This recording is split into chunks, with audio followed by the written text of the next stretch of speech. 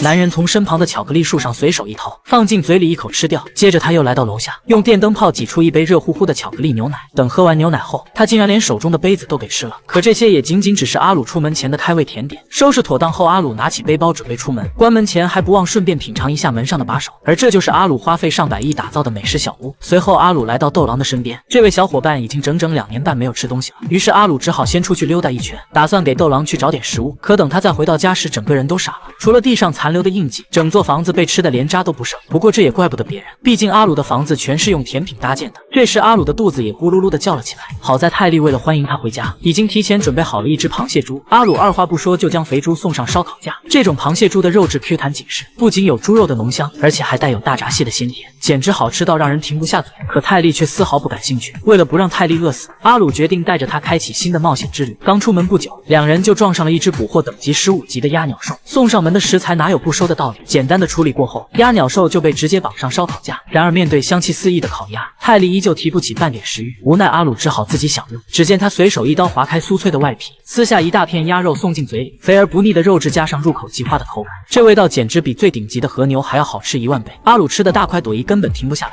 短短2个半小时，地上就只剩下了一副骨架。可阿鲁还是没有吃饱。之后他又将鸭鸟兽的骨架丢进油锅，炸至金黄酥脆。他迫不及待地抓起一块塞进嘴里，不出2秒半的功夫，鸭鸟兽被吃得连骨头渣都不剩。泰利在一旁默默看着，心想我不是人，但你是真狗啊！为了安抚泰利，阿鲁又为他找到了可以喷出苏打水的西瓜，以及肚子里面长满虱子的生蚝，这些都是百年难遇的稀有食材。可泰利依然毫无兴趣。无奈之下，阿鲁只好前往美食交易码头，这里汇聚着美食界最稀有的食材，顺便还可以将捕获的鸭鸟兽卖掉换点路费。最后他找到了食材批发商石梦，从对方的口中得知，由于泰利的血统和基因都是最尊贵的原始斗狼，所以人间的凡品自然入不了他的法眼。正当阿鲁一筹莫展之际，石梦透露2个半月之前，他曾从一个老头的手里得到一样珍贵的食材，而这种食物就是传说中的 BB 玉米。据说每一粒玉米就价值几百万，若是一整根甚至能够卖到10个亿的天价。但是这种玉米对生长条件极为苛刻，阿鲁要想获得这种食材，就必须前往位于大陆东部的死亡森林，那里堪称植物地狱，就连最凶残的野兽在他们面前也只能沦为口粮。但为了能够给斗狼找到合适的食物，阿鲁还是决定带着他置身前往死亡森林。然而就在两人抵达森林的边缘时，前方突然出现了一棵巨大的桃子树，泰利不断地朝着桃子吼叫。下一秒，阿鲁身上携带的安全花瓣骤然凋零，阿鲁顿感不妙，他大喊着告诉斗狼有危险。可下一秒异变突生，桃子树下居然隐藏着一只巨型仓鼠。好在斗狼反应迅速，这才避免了被吃掉的鳄鱼。解决完了小插曲，两人继续向着森林进发，不一会就抵达了死亡森林的最深处。可就在这时，一坨热乎乎的蝙蝠分落在了阿鲁的肩膀上，紧接着一颗种子破粪而出，眨眼间就长成了一朵凶猛的食人花。好在阿鲁眼疾手快，一记手刀切断了食人花的根茎，要不然可真就成了对方的肥料了。然而刚解决完危机，泰利突然猛地将阿鲁扑倒在地。等到阿鲁回过神来，震惊地发现斗狼已经被巨大的树妖死死缠住，口中还发出痛苦的惨叫。见此情景，阿鲁彻底木了。龙有逆鳞，触之必死。阿鲁瞬间爆发出恐怖的杀气，树妖吓得连忙丢下斗狼准备逃命。然而刚被树妖偷袭的斗狼怎肯善罢甘休，他迅猛地扑向树妖，树妖连忙伸出巨大的触手试图拍死泰利。可觉醒了王者姿态的斗狼实力远超对方想象，刷刷几下就扯断了树妖的所有枝干。树妖还想反击，可结果却连泰利的一根毛都碰不到，最后只能被活活玩死。看着树妖那强壮的根茎，阿鲁顿时来了兴趣，他想知道究竟是何种植物才能长到这般巨大，于是便飞速地朝着树顶攀去。然而当他穿过茂密的树冠，眼前的一幕让阿鲁人都傻了。